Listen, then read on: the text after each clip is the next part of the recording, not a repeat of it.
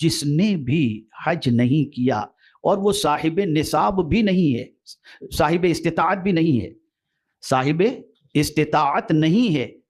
اور اس نے حج نہیں کیا ہے، لیکن اس نے اگر شوال کا چاند مکہ مکرمہ میں دیکھ لیا تو اب استطاعت کا معاملہ نہیں، وہاں چاند دیکھنے کی وجہ سے اس پر حج فرض ہو گیا، تاخیر کرنے پر اس کے اوپر جو ہے وہ گناہ لازم آئے گا۔ ہاں، مدینہ منورہ سے آپ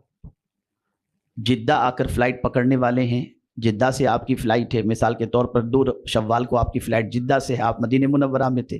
اب مدینہ منورہ سے آپ اگر جدہ چلے جاتے میقات کراس کر کے تو آپ پر حج فرض نہیں ہوگا، مکے میں آ گئے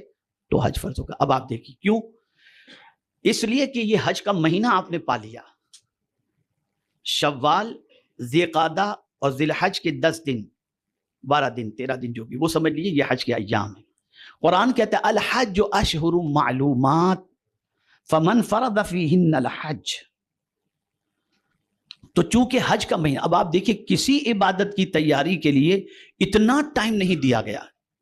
جتنا ٹائم حج کی تیاری کے لیے، اس لیے توجہ چاہوں گا جملے پر، اس لیے کہ نماز دن میں 5 مرتبہ فرض ہے،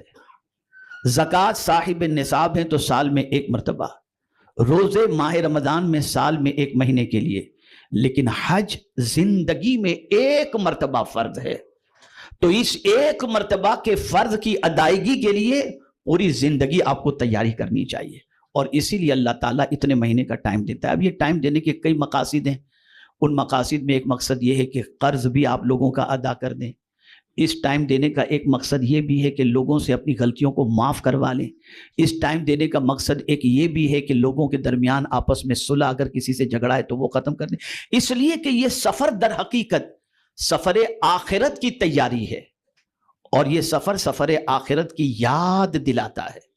میرے پیارے آقا صلی اللہ تعالی علیہ وسلم کے پیارے دیوانوں، ایک نکتہ عرض کروں گا تو آپ کو بڑی مسرت ہوگی۔ نماز کسی بھی لباس میں پڑھ سکتے ہو، روزہ کسی بھی لباس میں رکھ سکتے ہو، زکوٰۃ کسی بھی لباس میں دے سکتے ہو، حج کسی بھی لباس میں نہیں کر سکتے۔ حج کے لیے آپ کو اپنا لباس اتار کر 2 چادر ہی پہننی پڑے گی، چاہے آپ بادشاہ وقت ہی کیوں نہ ہو۔ پتہ چلا اس کے لیے لباس بھی مخصوص، پھر جگہ بھی مخصوص، وقت بھی مخصوص، اور یہ بات یاد رکھیں کہ جب اپنے جسم سے اپنے پسند کے سلے ہوئے کپڑے اتاریں اس وقت تصور کیا ہونا چاہیے؟ تو صوفیاء کرام فرماتے ہیں کہ اس وقت یہ تصور کرو کہ مولا میرے بس میں اتنا ہی تھا